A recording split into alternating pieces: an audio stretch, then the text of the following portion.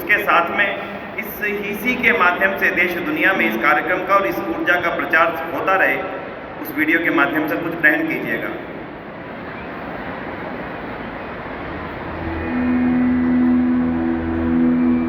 भारत विचारकों, मनीषियों, संतों और साधकों की समृद्ध परंपरा से सिंचित भूमि, अनगिनत पुण्यात्माओं के तत्वदर्शी चिंतन और विराट विचारों की निरंतरता ने दी है हमें एक गौरवशाली विरासत। आज जब देश आजादी के इस अमृत काल में हमारे यशस्वी प्रधानमंत्री नरेंद्र मोदी जी के नेतृत्व में तेज गति से विश्व पटल पर आगे बढ़ रहा है, तो हमारी समृद्ध विरासत हमें लगातार प्रेरणा देती है, ऊर्जा देती है।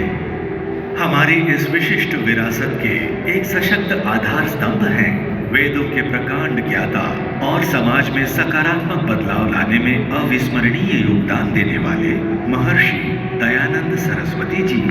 सन 1824 में जन्मे दयानंद जी का युगावतरण उस दौर में हुआ जब देश सैकड़ों वर्षों की सामाजिक सांस्कृतिक चुनौतियों और औपनिवेशिक बंधनों से घिरा था।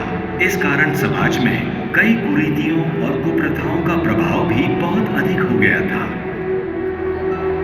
ऐसे समय में अनेक संतों, समाज सुधारकों और संगठनों ने अभूतपूर्व कार्य किया, जिनमें महर्षि दयानंद सरस्वती जी का नाम अग्रगण्य है।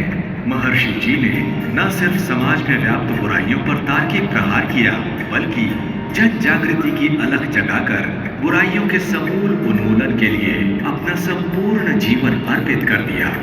प्रधानमंत्री नरेंद्र मोदी जी द्वारा अमृत काल में बताए गए पंच प्राण में महर्षि दयानंद जी के विचार भली भांति झलकते हैं।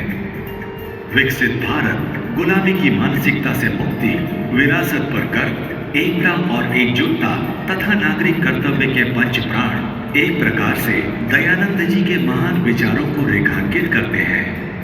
गुजरात की धरती पर जन्मे महर्षि दयानंद जी ने समाज कल्याण के लिए 19 वर्ष की आयु में गृह त्याग किया और जीवन के उद्देश्य को पूरा करने के लिए देश भ्रमण किया।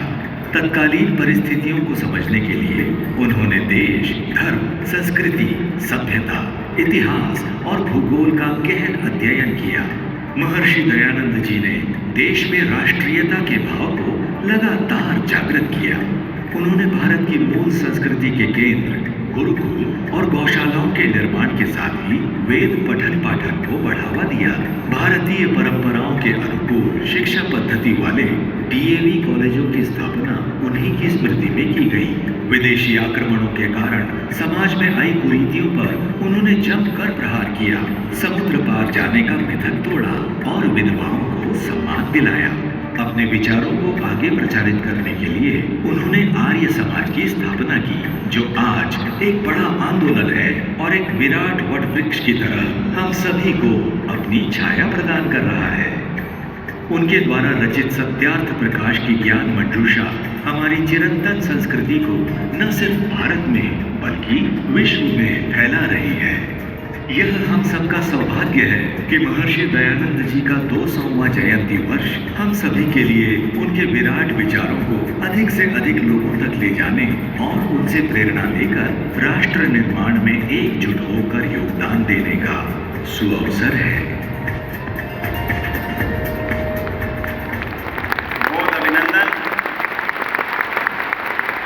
इस लघु चलचित्र के माध्यम से महर्षि दयानंद के विचारों को और भारत की सांस्कृतिक संपदा को आगे बढ़ाने का जो संदेश है, उसके लिए पुनः आभार करता हूँ।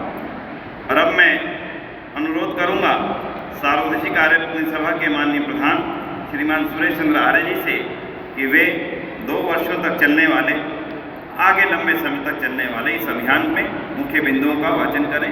आदरणीय माननीय सुरेश चंद्र आर्य जी।